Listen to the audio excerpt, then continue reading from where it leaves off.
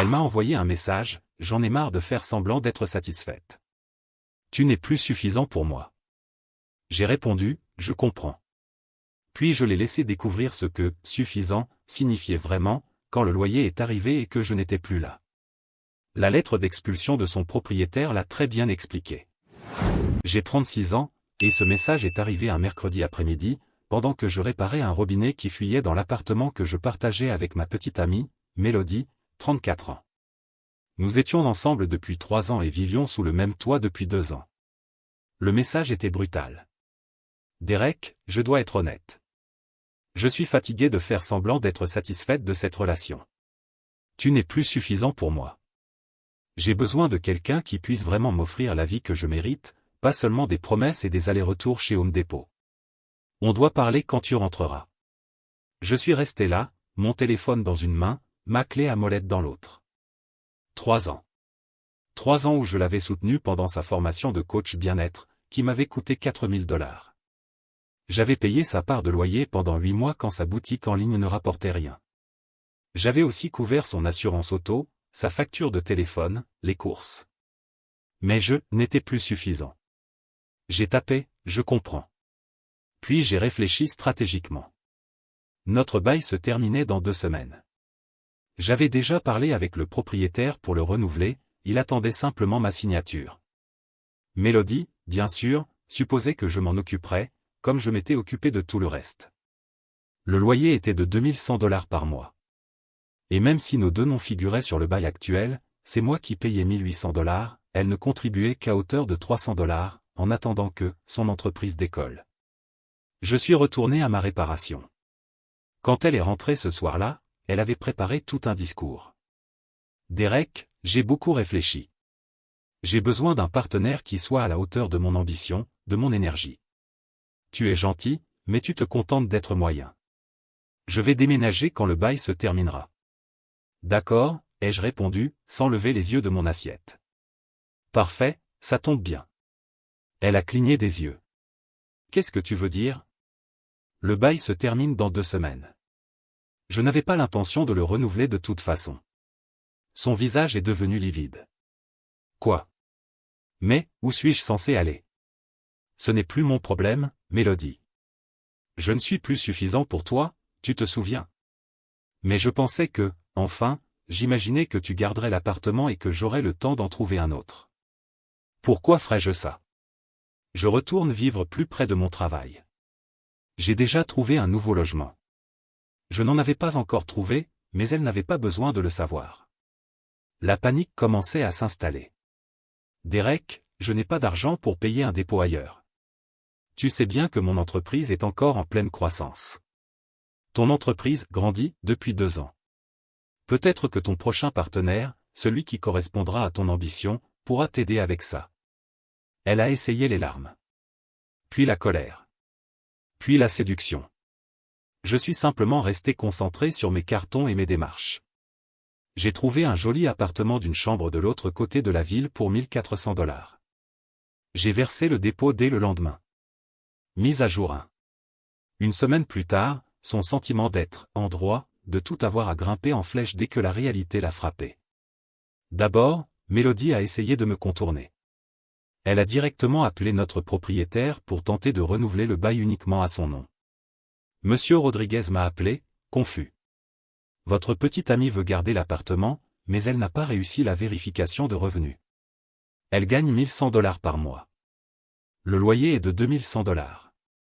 C'est bien ça sa situation, monsieur Rodriguez. Moi, je déménage comme prévu. Elle a dit que vous aviez promis de co-signer pour elle. J'ai éclaté de rire. Oui, littéralement. Je ne suis plus suffisant pour elle, donc ma signature ne doit plus l'être non plus. Il a ri à son tour. Ah, un de ces cas-là. Eh bien, elle a jusqu'au 15 pour trouver une solution ou quitter les lieux. Mélodie est rentrée furieuse ce soir-là. Tu as dit à monsieur Rodriguez que tu ne co-signerais pas.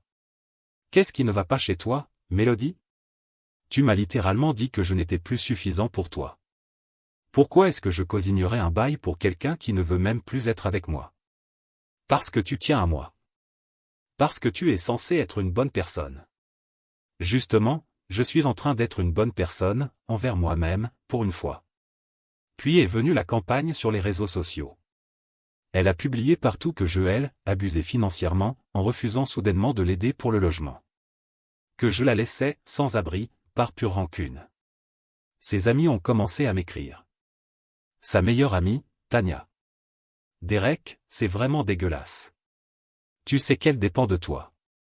Exactement. C'est là tout le problème.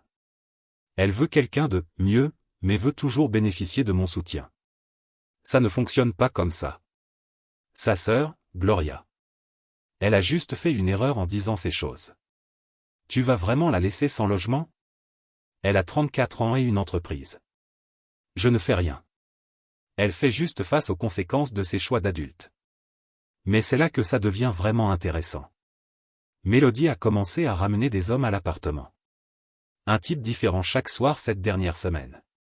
Bruit, provocation, tout pour essayer de me rendre jaloux ou furieux. Je continuais simplement à faire mes cartons, mes écouteurs à réduction de bruit sur les oreilles, complètement indifférent. Un des types, Brad? Brett? Quelque chose comme ça a même essayé de m'affronter. Et mec, Mel dit que tu es vraiment un sale type dans cette histoire de déménagement. J'ai levé les yeux de ma boîte de livres. Et toi, tu es? Je suis son ami. Elle a besoin d'aide et tu es mesquin. Super. Tu vas payer son loyer? Quoi? Elle a besoin de $2100 pour le loyer, plus probablement $4000 pour le dépôt et le premier mois ailleurs. Tu comptes l'aider avec ça? Son visage est devenu écarlate. Ce n'est pas? Je viens juste de la rencontrer. Alors mêle-toi de tes affaires, ami. Il est parti très vite après ça. Mélodie était furieuse. Tu m'as humilié. Tu t'es humiliée toute seule. J'ai juste posé une question. Mise à jour 2. Jour du déménagement. Le 15 est arrivé plus vite que prévu. J'avais déplacé la plupart de mes affaires petit à petit, mais j'avais gardé les meubles pour la fin. Il faut dire que, à part ses vêtements et ses affaires personnelles, tout m'appartenait, le canapé, le lit, la télé, les appareils de cuisine. Tout avait été acheté par moi, avant notre rencontre ou pendant notre relation, avec mon argent. Le matin du 15, le camion de déménagement est arrivé. Mélodie était encore au lit. « C'est quoi ce bruit ?» marmonna-t-elle. Le camion de déménagement. Je prends mes meubles. Elle s'est redressée d'un bond. Tes meubles? On les utilise depuis 2 ans. Oui, mes meubles, que j'ai achetés et payés. Tu devrais me remercier pour ces 2 années d'utilisation gratuite. Elle regardait, horrifiée, pendant que les déménageurs emportaient tout. Quand ils eurent terminé, l'appartement était vide. Il ne restait que ses vêtements et des tas de choses là où se trouvait la commode, son maquillage posé à même le sol là où était la coiffeuse. Tu ne peux pas me laisser sans rien. Tu as tes vêtements, ton maquillage, tes certificats de coaching bien-être et ton esprit d'entrepreneuse. Ça devrait suffire à quelqu'un d'aussi ambitieux que toi. Puis Monsieur Rodriguez est arrivé pour l'inspection finale. Mademoiselle Mélodie, vous devez avoir quitté les lieux avant 17 heures aujourd'hui, à moins d'avoir le dépôt de garantie et le loyer du premier mois. Elle s'est tournée vers moi, les larmes coulant sur ses joues. Derek, s'il te plaît, juste un mois. Co-signe pour un mois pendant que je trouve une solution. Non? Je vais mourir dans la rue. Monsieur Rodriguez avait l'air gêné. Madame, c'est un peu dramatique, mais vous devez effectivement partir aujourd'hui. Elle a alors essayé de jouer la carte de la scène dramatique en appelant sa mère en haut-parleur. Maman, Derek me met à la rue. Il refuse de m'aider pour l'appartement. Sa mère, Denise, a répondu calmement. Chérie, tu ne peux pas payer toi-même? Tu sais bien que mon entreprise est toujours en train de se développer. Ça fait 2 ans, Mélodie. Il est peut-être temps de trouver un vrai travail aussi. Maman? Tu es censée être de mon côté. Je le suis, ma puce. Mais tu as 34 ans. Tu ne peux pas dépendre de tes petits amis pour te loger. Le regard sur le visage de Mélodie à ce moment-là, c'était comme si l'idée ne lui avait jamais traversé l'esprit auparavant. Mise à jour 3. Les conséquences. J'avais terminé mon déménagement dans mon nouveau logement et je pensais que tout était enfin fini. J'aurais dû savoir que ce ne serait pas si simple. Le 3e jour dans mon nouvel appartement, je reçois un appel d'un numéro inconnu. C'était Mélodie, en larmes.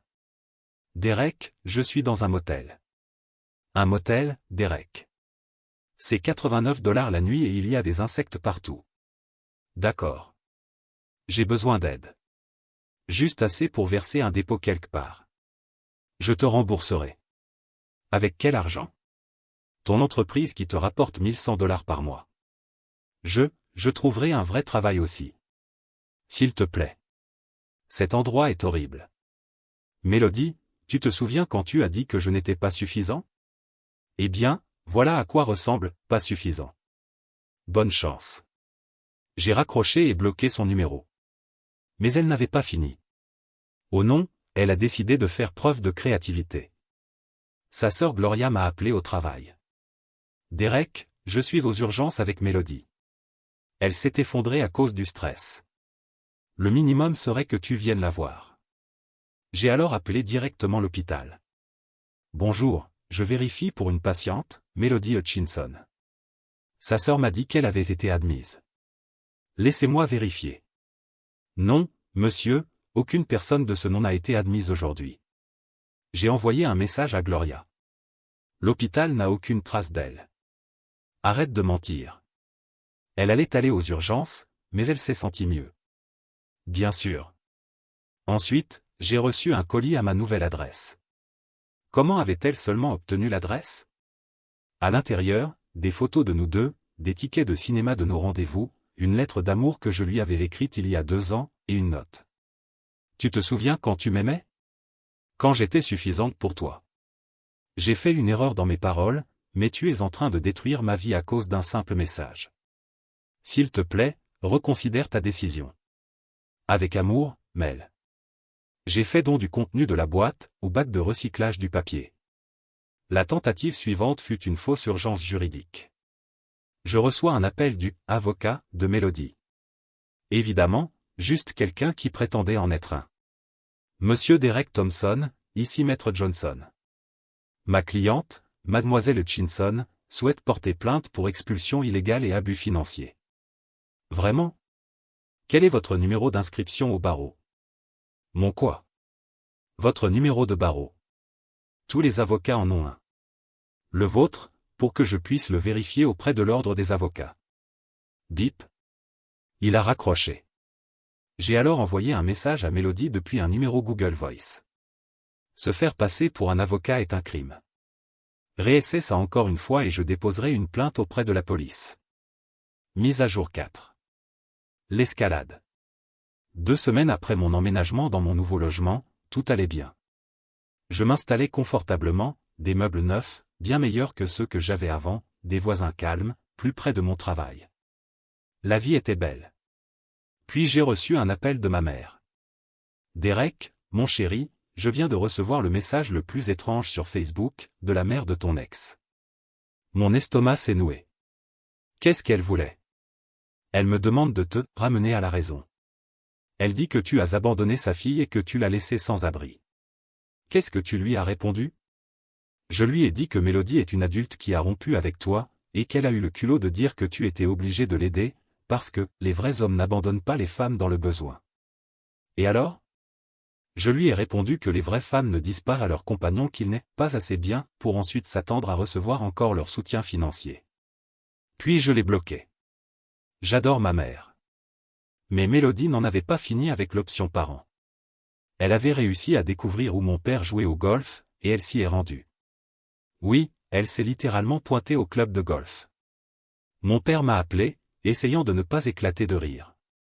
Fiston, ton ex vient de faire tout un scandale au clubhouse. Elle est arrivée en pleurant, me cherchant, disant que tu avais ruiné sa vie. Mon Dieu, qu'est-ce que tu as fait? La sécurité l'a escortée dehors quand elle n'a pas pu prouver qu'elle était membre. Mais pas avant qu'elle ait raconté à tout le monde dans les environs que tu étais sans cœur et que tu l'avais laissé sans rien. Dal, un de ses partenaires de jeu, a lancé. On dirait surtout qu'elle s'est laissée sans rien elle-même en plaquant un homme bien. Elle lui a hurlé dessus, et c'est là que la sécurité est intervenue. La gêne, même à distance, était bien réelle. Puis sont arrivés les « singes volants », ses amis, mais cette fois plus agressifs. Tania et 2 autres se sont présentés à mon travail. Nous devons parler de Mélodie, a déclaré Tania à la réceptionniste. La sécurité m'a appelé. Les 3 femmes étaient dans le hall, exigeant de me voir. Je suis descendu, mais je suis resté derrière le comptoir de sécurité.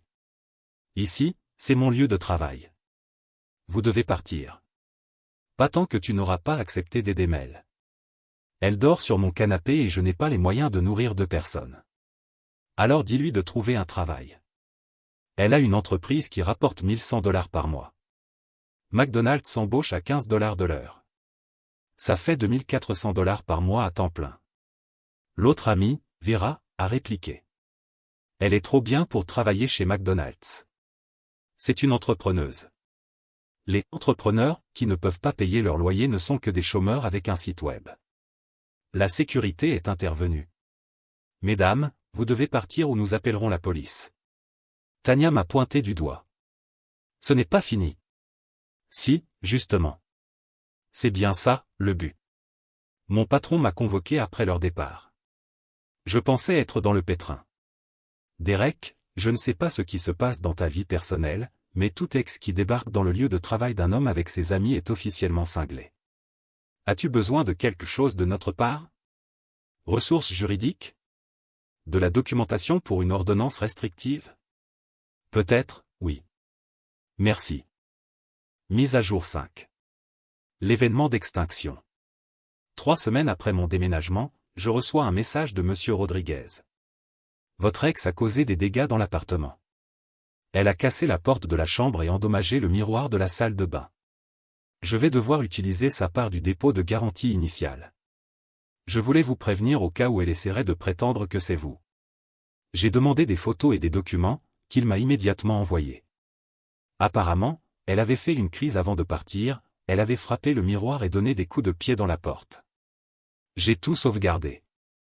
Bien sûr, 2 jours plus tard, je reçois une assignation officielle. Oui, elle avait trouvé un vrai avocat cette fois, et elle me poursuivait en justice pour détresse émotionnelle, $5000. Expulsion constructive, $10 000. Perte de revenus d'entreprise due à l'instabilité du logement, $8000. Remplacement de meubles qu'elle possédait en partie, $3000. Total, $26 000, pour avoir rompu avec elle après qu'elle m'ait dit que je n'étais pas suffisant. J'ai engagé un avocat, un vrai Monsieur Peterson, aucun lien avec mon propriétaire. Il a lu la plainte et a éclaté de rire. Elle a rompu avec vous par SMS en disant que vous n'étiez pas suffisant. Vous avez conservé le message? Oui, sous plusieurs captures d'écran. Vous avez notifié le propriétaire dans les délais que vous ne souhaitiez pas renouveler? Oui, 2 semaines avant la fin du bail. Les meubles vous appartenaient, achetés avant ou pendant la relation, avec votre argent? Oui. J'ai tous les reçus. Elle a endommagé l'appartement après votre départ, et le propriétaire est prêt à témoigner avec photo? Exactement. Il s'est adossé à sa chaise. C'est ce qu'on appelle une poursuite par dépit. Elle n'a aucun dossier solide. Elle espère seulement que vous proposerez un règlement à l'amiable pour que ça disparaisse. Pas question. Bon homme. Laissez-moi gérer ça. La première audience a été incroyable. Mélodie est arrivée habillée comme pour un enterrement, essayant clairement d'avoir l'air pitoyable. Son avocat a commencé en expliquant que j'avais systématiquement isolé et contrôlé financièrement sa cliente, puis que je l'avais cruellement laissée sans abri. Mon avocat s'est levé et a lu son message texto à voix haute. Tout, mot pour mot. Les sourcils du juge se sont levés. Donc, mademoiselle Hutchinson a initié la rupture, demanda-t-il. C'est une simplification excessive, votre honneur. C'est une question fermée. Oui ou non, a-t-elle mis fin à la relation? Oui, mais... J. Thompson n'avait aucune obligation légale de renouveler un bail avec quelqu'un qui avait mis fin à leur relation? Obligation morale, peut-être? J'ai demandé une obligation légale. Non, votre honneur. Mon avocat a ensuite présenté les preuves. Les revenus de son entreprise, $100 par mois. La preuve que j'avais payé la majorité des dépenses. Le bail indiquant les 2 noms, accompagné de mes relevés bancaires prouvant mes paiements. Les reçus de tous les meubles. Le rapport du propriétaire avec les photos des dégâts. Le juge s'est tourné vers Mélodie. Mademoiselle Hutchinson, vous avez mis fin à la relation, vous avez dit à Monsieur Thompson qu'il n'était pas suffisant pour vous, mais vous vous attendiez à ce qu'il continue à vous loger? Elle a fondu en larmes. Je ne le pensais pas. J'étais juste frustré. Il savait que je ne pouvais pas me permettre l'appartement seul. Eh bien, c'est quelque chose que vous auriez dû considérer avant de mettre fin à la relation. Son avocat a tenté une dernière fois. Votre honneur, les actions de Monsieur Thompson étaient clairement de nature représailles. Maître, ne pas renouveler un bail avec une ex n'est pas de la représaille. C'est du bon sens. Affaire classée. Mademoiselle Hutchinson, vous devez rembourser les frais juridiques de Monsieur Thompson, $3200. Le cri qui est sorti de Mélodie était indescriptible. Je ne peux pas payer ça. Dans ce cas, répondit le juge, vous n'auriez probablement pas dû déposer une plainte frivole. Vous avez 60 jours pour payer. Mise à jour 6. L'effondrement final. Après avoir perdu au tribunal, Mélodie est entrée en mode terre brûlée sur les réseaux sociaux. Elle a publié nos messages privés, bien sûr, sélectivement modifiés, m'accusant d'être un abuseur. Elle a affirmé que le juge était sexiste et qu'il avait été payé. Ces publications étaient tellement délirantes que même certains de ses amis ont commencé à s'éloigner. Puis elle a commis l'erreur qui a tout fait basculer. Elle a publié ma nouvelle adresse et a encouragé les gens à lui faire savoir ce que vous pensez des hommes qui maltraitent les femmes. Je me suis réveillé avec ma voiture rayée, de la peinture en bombe sur la porte de mon appartement, et une brique à travers ma fenêtre accompagnée d'un mot. C'est ce que tu mérites. J'ai appelé la police, déposé une plainte, et mon avocat s'est régalé. Incitation au harcèlement, vandalisme, et probablement complot pour endommager des biens, il s'agissait de vrais crimes. Mélodie a été arrêtée 2 jours plus tard. Tania avait déjà tout avoué à la police, expliquant que Mélodie avait explicitement demandé à des gens de vandaliser ma propriété pour lui donner une leçon. Elle m'a appelé depuis la prison. J'ai décroché. Derek, s'il te plaît. J'ai besoin d'argent pour la caution. Juste $2000. Je signerai tout ce que tu veux. Je te laisserai tranquille pour toujours. S'il te plaît. Mélodie, tu viens de causer des milliers de dollars de dégâts à ma voiture et à mon appartement. Tu as de la chance que je ne dépose pas de plainte civile supplémentaire. Je suis en prison. Oui. C'est ce qui arrive quand on commet des crimes. Peut-être que ton prochain petit ami, celui qui correspondra à ton ambition, pourra payer ta caution. Il n'y a pas de petit ami. Personne ne veut de moi, parce que je suis sans abri et fauché. On dirait que c'est ton problème. Je dois y aller. J'ai un rendez-vous ce soir. Un rendez-vous? Déjà? Oui. C'est la directrice financière d'une entreprise tech. Elle dit que je suis plus que suffisant pour elle. Amusant, n'est-ce pas? Le cri de rage qu'elle a poussé avant de raccrocher était incroyablement satisfaisant, je ne vais pas mentir. Mise à jour finale. Cela fait maintenant 6 mois. Voici où tout le monde en est aujourd'hui. Mélodie a plaidé coupable pour harcèlement et incitation. Elle a été condamnée à de la probation et à des travaux d'intérêt général. Elle a dû me verser $3200 pour les frais juridiques, ainsi que $4100 pour les dommages causés à ma voiture et à mon appartement. Elle travaille désormais dans un centre d'appel. Tania a laissé échapper sur Facebook qu'elle vivait à nouveau chez ses parents. Son site de coaching bien-être a disparu. Sa biographie Instagram ne mentionne plus « entrepreneuse ». Elle a essayé de me recontacter une dernière fois il y a 2 mois, un long email expliquant qu'elle avait grandi en tant que personne, et qu'elle réalisait ce qu'elle avait perdu. Je n'ai pas répondu. Tania et moi avons même eu une conversation civile après tout ça.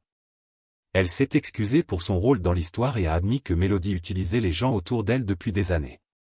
Vera, elle, pense toujours que je suis Satan incarné, mais franchement, qu'est-ce que ça peut bien faire?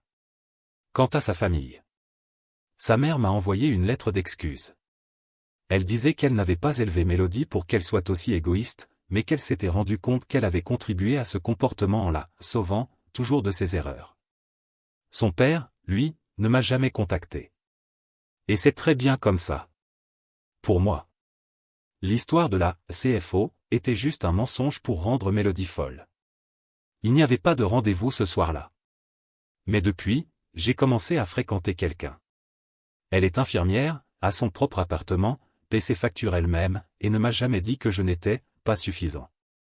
C'est rafraîchissant. Mon nouvel appartement est enfin devenu un vrai chez moi. Mon travail m'a donné une augmentation après que j'ai apporté un gros client à l'entreprise. Apparemment, ne plus être stressé à cause d'une partenaire ingrate améliore les performances professionnelles. Je suis aussi en thérapie pour travailler sur certains problèmes de confiance, mais dans l'ensemble, la vie est bonne. Le meilleur dans tout ça? Un ami de mon ancien immeuble a croisé Monsieur Rodriguez la semaine dernière. Apparemment, il raconte encore l'histoire de cette fille qui pensait pouvoir payer $2100 de loyer avec $1100 de revenus, comme une fable de mise en garde pour les nouveaux locataires sur le fait de vivre selon ses moyens. Avec le recul, ce n'était même pas une vengeance. C'était simplement un arrêt. J'ai arrêté de payer pour sa vie. J'ai arrêté d'alimenter ses illusions. J'ai arrêté de me brûler moi-même pour la garder au chaud. Les conséquences auxquelles elle a fait face étaient entièrement de son propre fait. Elle voulait plus que ce que je pouvais lui offrir. Très bien. Elle a obtenu exactement ce qu'elle méritait. Rien de ma part. Et honnêtement, cela me suffit amplement. Commentaire Monsieur Reddit. Ah, le grand manuel de l'autodestruction en 6 actes. D'abord tu dis que quelqu'un n'est pas suffisant, ensuite tu exiges qu'il paie ton loyer, tu le poursuis en justice pour respirer, tu détruis ta propre crédibilité, tu commets des crimes et tu finis à supplier depuis ta cellule. Au final, elle voulait plus et elle a eu plus de problèmes, plus de dettes et plus d'humiliation que quiconque ne pourrait supporter.